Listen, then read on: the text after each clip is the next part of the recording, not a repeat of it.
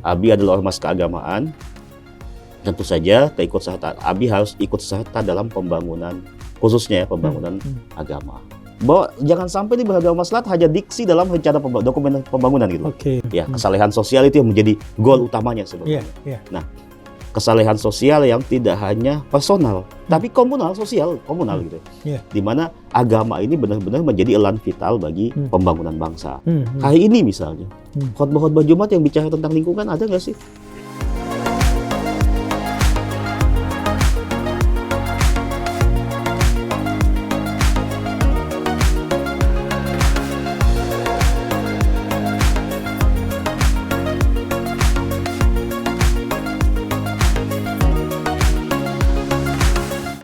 Assalamualaikum warahmatullahi wabarakatuh. Jumpa kembali dengan podcast ABI, podcast yang membahas berbagai persoalan sosial keagamaan yang ada di masyarakat. Saat ini kami akan membahas buku baru yang di-launching oleh Ahlul Bait Indonesia yang berjudul Beragama Maslahat. Kali ini saya ditemani oleh editor buku dan juga sekaligus adalah Kepala Departemen Litbang, Bang Sabara Nurdin. Siap. Ya, Bang. Ya. Sehat, Bang? Alhamdulillah sehat. Ya. Pengen tahu buku ini sebenarnya bercerita soal apa, Bang? Soal agama maslahat, bukannya agama memang itu maslahat atau bagaimana? Oke, bismillahirrahmanirrahim. Assalamualaikum warahmatullahi wabarakatuh. Makasih Mas Bile ya udah mengundang saya ke sini. Jadi buku ini bukan agama maslahat ya, beragama maslahat. Jadi pada praktik keagamaannya. Nah, yang menginisiasi hadirnya buku ini kan merupakan proses hasil dari rangkaian diskusi tematik sebanyak 5 seri yang diadakan oleh Departemen Litbang DPP ABI, di mana saya dipercayakan sebagai ketuanya. Selama 5 seri temanya beragama maslahat, yang kemudian masing-masing seri itu diturunkan pada kajian-kajian yang sifatnya tematik. Nah, apa yang mendasari sih sebenarnya penulisan diskusi dan kemudian berujung pada penerbitan buku ini? Itu di antara pokok program dari Departemen Litbang itu kan adalah pengembangan wacana di berbagai bidang. Kami berpikir bahwa ya Ahlul Bait Indonesia ini kan ormas, apalagi kita di tingkat DPP, ya wacana yang dikembangkan adalah wacana yang sinergis dengan pembangunan bangsa, ya, agenda pembangunan bangsa. Karena salah satu peran ormas kan ikut serta dalam pembangunan. ABI adalah ormas keagamaan. Tentu saja keikutsertaan ABI harus ikut serta dalam pembangunan, khususnya pembangunan agama. Nah, kami membaca dokumen pembangunan di rencana pembangunan jangka panjang nasional 2025-2045. Itu ada poin dan satu dari 17 agenda pembangunan. Satu dari 17 arah pembangunan nasional. Di antaranya adalah beragama maslahat dan berkebudayaan maju. Jadi tercakup dalam 1 dari 5 misi pembangunan jangka panjang, itu ketahanan sosial, budaya, dan ekologi. Salah satu poinnya adalah beragama maslahat dan berkebudayaan maju. Nah, kalau ditanya apa sih yang dimaksud beragama maslahat? Kalau secara normatif kita di Islam udah selesai kan, bahwa khairun nas anfa'ahum linnas itu adalah doktrin dasar kita, bahwa sebaik-baik manusia adalah yang paling banyak manfaatnya, yang paling bermaslahat kepada sesama kan itu.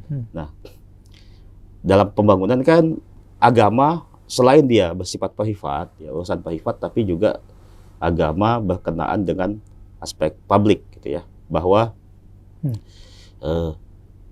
dalam pembangunan agama harus menjadi salah satu variabel pembangunan. Nah, beragama maslahat menjadi salah satu dari 17 arah pembangunan. Itu didefinisikan sebagai bahwa penguatan peran agama sebagai landasan spiritual, etika, moral, dan modal dasar pembangunan. Nah, ada 5 hal yang dicakup dalam dokumen rencana RPJPN itu tentang yang tadi. Yang pertama itu peningkatan aktualisasi dan internalisasi nilai-nilai agama dalam kehidupan bermasyarakat. Yang kedua adalah pembangunan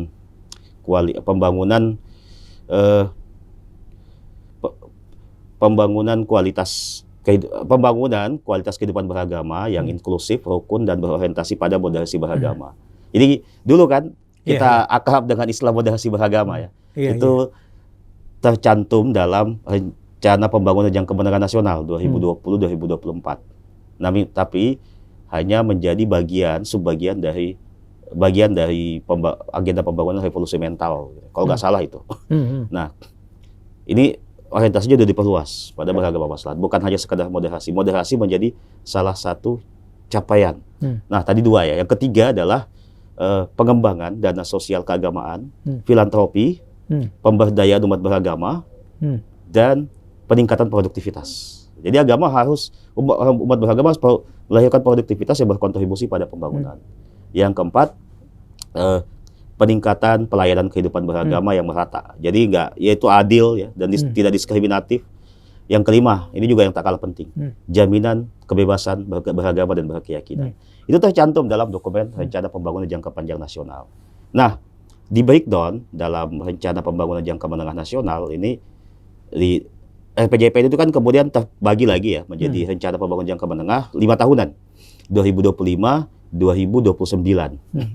Nah, itu beragama maslahat juga masuk sebagai salah satu variabel ya, di salah satu agenda pembangunan yang dipertegas terkait 5 hal tadi.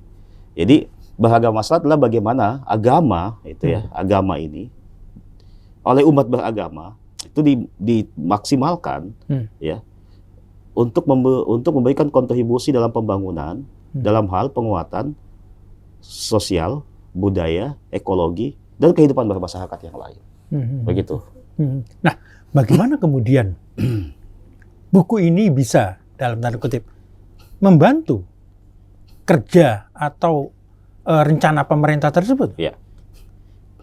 Nah, sejak ditetapkannya itu rencana pembangunan jangka panjang nasional dan ada beragama maslahat sebagai salah satu agenda pembangunan. Nah, sampai saat ini belum ada perbincangan yang kami tahu ya, belum ada perbincangan atau diskusi serius untuk merumuskan blueprint atau buku putih ya tentang bagaimana sih beragama maslahat ini. Kalau Mas Billy dan teman-teman kan kalau moderasi beragama udah tahu ya, Kementerian Agama pernah merilis buku putih moderasi beragama, buku saku moderasi beragama pada 2019 di akhir kepemimpinan Menteri Agama Lukman Hakim Saifuddin. Nah, saat ini untuk beragama maslahat belum ada itu. Nah, jadi ABI menginisiasi, memulai lebih tepatnya perbincangan ini ya dalam diskursus publik bahwa jangan sampai di beragama maslahat hanya diksi dalam rencana dokumen pembangunan gitu. Nggak ada seperti apa sih konkretnya. Makanya kami menerjemahkannya dalam 5 aspek ya, yang menjadi 5 tema diskusi. Pertama tentang landasan konseptual dan arah beragama maslahat. Masing-masing itu kan juga dibagi menjadi 3 subtema.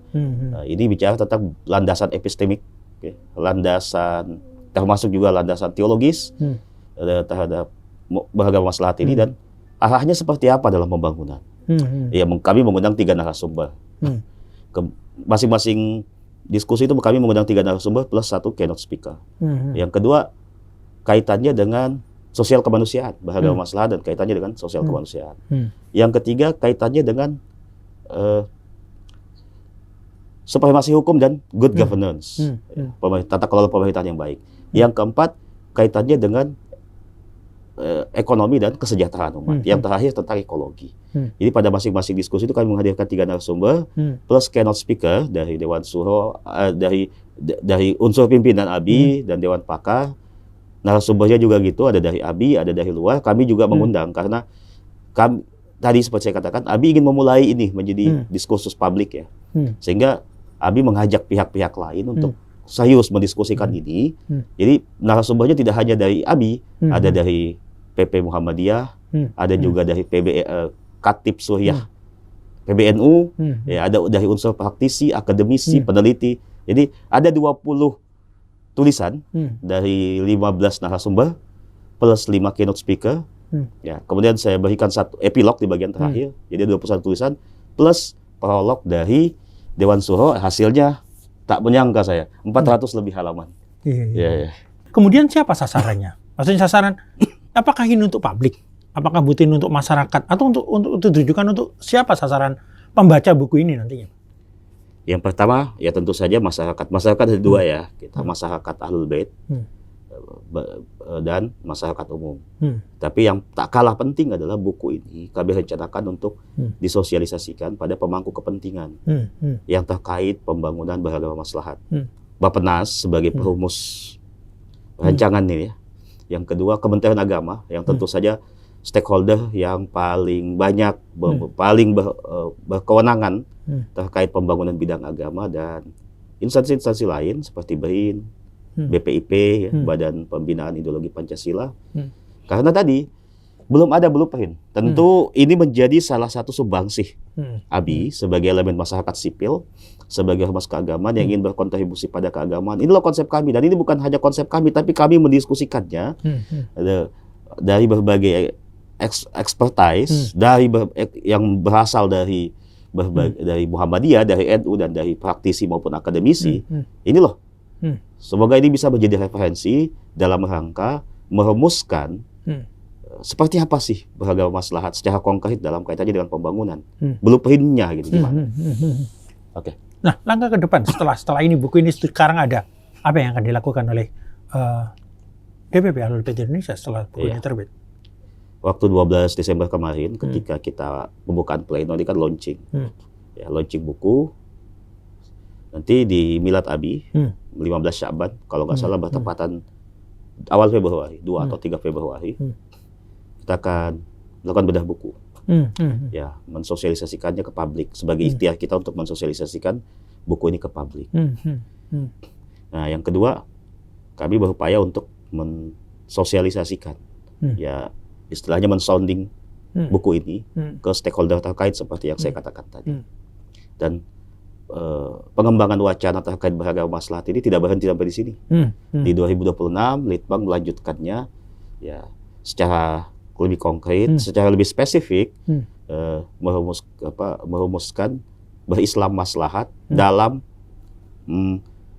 pemikiran ABI. Kalau ini kan masih umum ya. Lebih spesifik berarti. Jadi buku ini tidak mewakili pemikiran ABI karena berbagai pihak penulis di sini dari berbagai latar belakang. Secara spesifik 2026 kita akan melanjutkannya, menerbitkan buku berislam maslahat. Ya ini bisa diklaim merepresentasikan pemikiran ABI. Iya. Kemudian apa yang menarik dari buku ini sebenarnya? Kalau kita tadi bicara dari awal agama maslahat kan dari awal sudah kita bicarakan, dan beragama maslahat semua orang sudah tahu. Tapi apa yang lebih menarik dari buku ini kemudian? Nah, buku ini kan jadi kita tidak bicara jadi gini, bahwa agama itu kan tidak sekedar berhenti pada ritual. Ya. Orientasi agama itu kan tidak hanya membentuk pribadi yang saleh secara ritual. Tapi sejatinya agama itu adalah bagaimana membentuk pribadi yang saleh secara sosial. Ya, kesalehan sosial itu yang menjadi goal utamanya sebenarnya. Nah, kesalehan sosial yang tidak hanya personal, tapi komunal, sosial, komunal gitu. Di mana agama ini benar-benar menjadi elan vital bagi pembangunan bangsa. Nah, tadi saya sebut bahwa buku ini terbagi menjadi 5 bab, ya 5 bab yang didasarkan pada 5 tema diskusi. Ya, bab pertama tentu bersifat teoretik karena itu landasan konseptual dan arah ya. Bab kedua dan hingga bab kelima itu udah pada bidang-bidang yang dimana agama ini ya tadi sebagaimana definisi beragama maslahat dalam konteks pembangunan adalah peningkatan peran agama sebagai landasan spiritual, moral, etika, dan modal dasar pembangunan. Ya, tentunya mencakup bidang-bidang kan. Nah, di antaranya sosial, budaya, hukum pemerintahan, ekologi, dan ekonomi kan. Jadi buku ini mendokumentasikan tulisan para pakar yang menjadi narasumber. Jadi waktu diskusi tersebut tidak hanya sifatnya oral, tapi juga ada tulisan yang kami minta kepada narasumber, dan kemudian setelah melalui proses editing akhirnya terbitlah buku ini. Apa menariknya? Ini merangkum berbagai tema, berbagai perspektif Sunni dan Syiah ya, tentang beragama maslahat yang insya Allah bisa berkontribusi kepada pembangunan, agenda pembangunan jangka panjang nasional. tadi disebut sebagai roadmap. Maksud sebagai roadmap itu sebagai apa nanti buku ini itu? Apakah sebagai acuan untuk kebijakan-kebijakan yang ada di pemerintahan atau bagaimana? Tentunya sebuah agenda pembangunan itu harus diperjelas dalam bentuk blueprint dan roadmap ya. Seperti apa blueprint? Apa sih yang dimaksud secara lebih detail? Karena dalam dokumen RPJPN maupun RPJMN itu masih bersifat umum. Itu seperti apa sih misalnya gitu? Jaminan kebebasan beragama dan berkeyakinan. Seperti apa sih misalnya pengembangan dana sosial keagamaan, filantropi, ya, peningkatan produktivitas, pengembangan kehidupan beragama itu seperti apa sih? Ya kan? Itu baru poin-poin besar yang belum dirinci secara spesifik. Belum lagi misalnya bagaimana beragama maslahat dalam konteks ekologi. Ya, apalagi kita sekarang baru saja mengalami bencana ya. Kita mengalami krisis ekologis. Kita mengalami ya bagaimana agama ini juga menjadi solusi, memberikan solusi terhadap problem-problem ekonomi. Nah, blueprint-nya harus jelas. Dan tentu saja roadmap-nya harus jelas. Karena ini pembangunan panjang loh. Sampai 2045 dalam rangka mewujudkan Indonesia emas kan, 2045 di mana 100 tahun Indonesia merdeka. Roadmap-nya harus ada dan problemnya hari ini belum. Belum, mungkin sementara proses perbincangan di Bappenas atau Kementerian Agama. Tapi ya setidaknya gini, buku ini ya, yang merekam pemikiran dari berbagai pihak, termasuk dari kita Ahlul Bait Indonesia, bisa menjadi referensi dalam menyusun blueprint atau buku putih dan roadmap dari beragama maslahat. Ya, yang bab terakhir itu kalau nggak salah terkait ekologi. yang green religion. Iya, yang green religion yang saat ini sebenarnya isu yang sedang ramai dibicarakan. Terkait beragama maslahat, green religion, kok ternyata ada di tetangga itu malah bukannya bermaslahat, malah bentrok, berebut. Masalah ekologi. Ya, terkait ekologi, terkait penambangan. Itu apakah bukan berarti agama nggak jadi bermasalah atau gimana? Bagaimana termasuk terkait ekologi itu apa sebenarnya yang dibahas di situ? Bagaimana buku ini bisa menjadi rujukan atau minimal bisa sumbangsi untuk menyelesaikan persoalan ekologi yang ada di Indonesia saat ini? Nah, ya saya juga memulai bahwa bab 5 ini terkait dengan programnya Kementerian Agama yang sekarang ya, ekoteologi yang digagas oleh Pak Menteri, Pak Nasaruddin Umar. Nah, jadi salah satu problem itu kan ekologi dan konteks beragama maslahat ini terkait ketahanan, salah satunya ketahanan ekologi ya. Bagaimana agama ini menjadi elan vital untuk pelestarian lingkungan, menjadi karena doktrin agama terkait pelestarian lingkungan itu udah postulat lah itu. Udah jelas lah gitu ya. Aldilah teologi lingkungan gitu kan. Nah, atau ekoteologi. Nah, bagaimana sebenarnya gini? Jangan sampai gini, agama yang hanya berhenti pada kesalehan ritual melahirkan ketidakpedulian pada aspek sosial dan natural, alam semesta. Sehingga agama menjadi internalisasi dan aktualisasi nilai-nilai beragama dalam kehidupan bermasyarakat ini harus memiliki impact pada aspek sosial dan ekologis kan. Nah itu. Nah, baik secara personal dan tentu saja secara komunal, diantaranya ABI sebagai ormas. Nah, mengenai yang kisruh hari ini, ada masalah tambang yang diserahkan kepada ormas keagamaan. Tentu sekiranya ABI diberikan, tentu ABI akan menolak. Ya, dan ABI tidak akan pernah, saya yakin tidak akan pernah sepakat tentang pengelolaan tambang.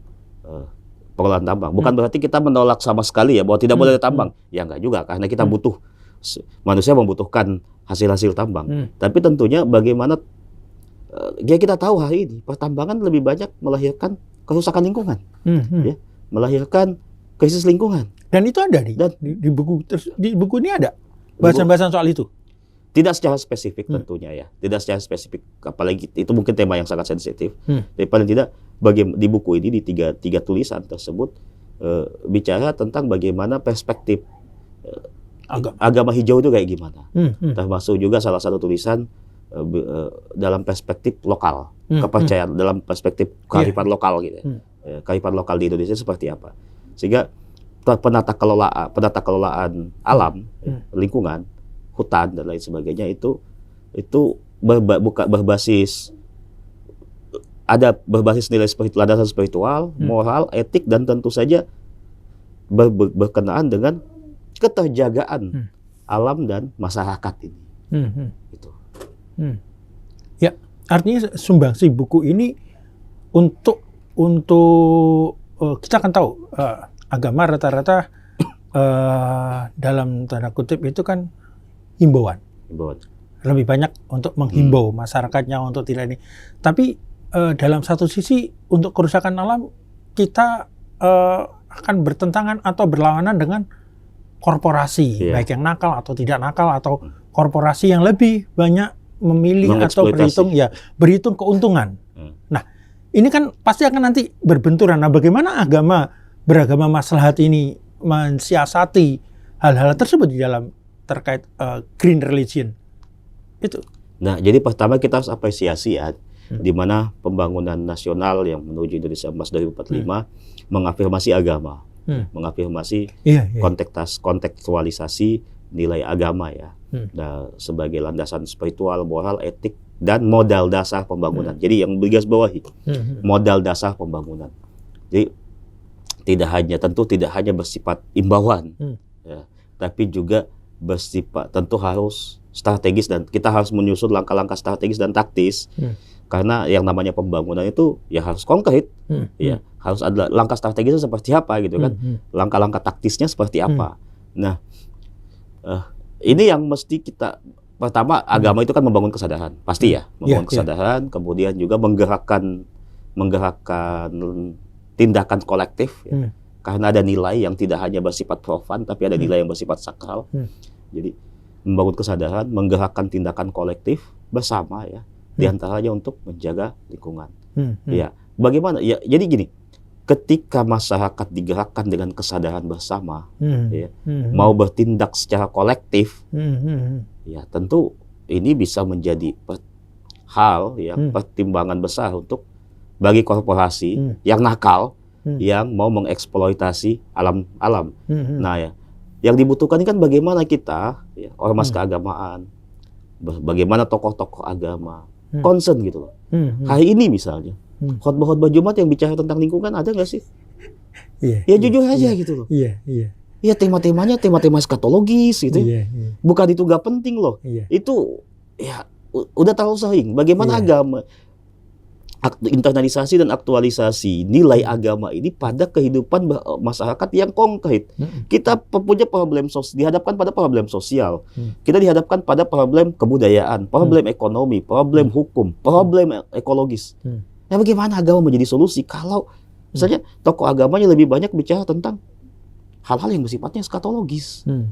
Nah, semoga ya dengan masuknya beragama maslahat sebagai salah satu agenda pembangunan, satu dari 17 agenda pembangunan, itu secara top down, ya, melalui institusi Kementerian Agama dan institusi-institusi terkait, itu bisa menggerakkan gitu, tokoh-tokoh agama dan ormas-ormas agama untuk juga concern loh. Jangan hanya pembinaan itu tidak hanya bagaimana kesalehan ritual, bagaimana umat rajin sholat, bagaimana umat rajin umroh, ya bukan cuma itu, ada hal yang lebih penting. Dan itu justru itulah tujuan sejati dari agama kan. Khairun nas anfa'uhum linnas. Oke. End game dari buku ini apa kira-kira nanti? Ya, tentu saja buku ini bentuk kontribusi ABI terhadap pembangunan. Ya. Di mana ABI memulai menginisiasi perbincangan serius tentang beragama maslahat, ya. Dan memberikan kontribusi berupa pemikiran, ya, kepada stakeholder terkait, kepada bangsa ini, kepada masyarakat ini, ya. Bahwa ini loh ABI, inilah ABI, Ormas Ahlul Bait Indonesia, yang punya concern, punya komitmen untuk berkontribusi pada pembangunan bangsa.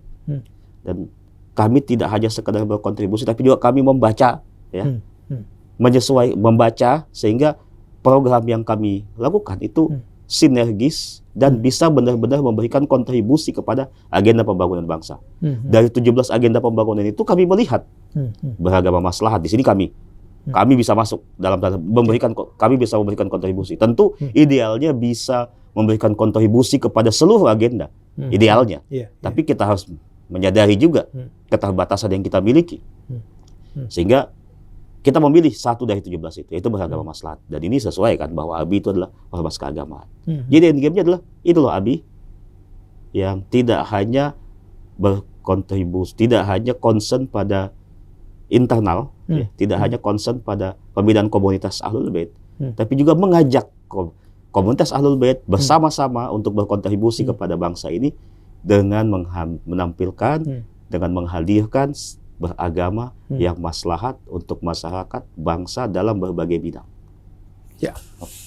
Terima kasih banyak Bang atas waktunya. Semoga beragama maslahat ini tidak hanya berhenti di buku, tapi juga muncul di masyarakat kita. Ya. Kita sebagai ormas ya tentu saja berinisiasinya melalui wacana kan, melalui buku, dan itu dan kita berupaya untuk mensondingnya ke stakeholder terkait, mensosialisasikannya ke masyarakat. Itulah kontribusi kita. Ya. Terima kasih banyak atas waktunya. Ya, demikian pemirsa bincang-bincang saya terkait buku Beragama Maslahat. Nantikan podcast kami berikutnya. Assalamualaikum warahmatullahi wabarakatuh. Waalaikumsalam warahmatullahi wabarakatuh.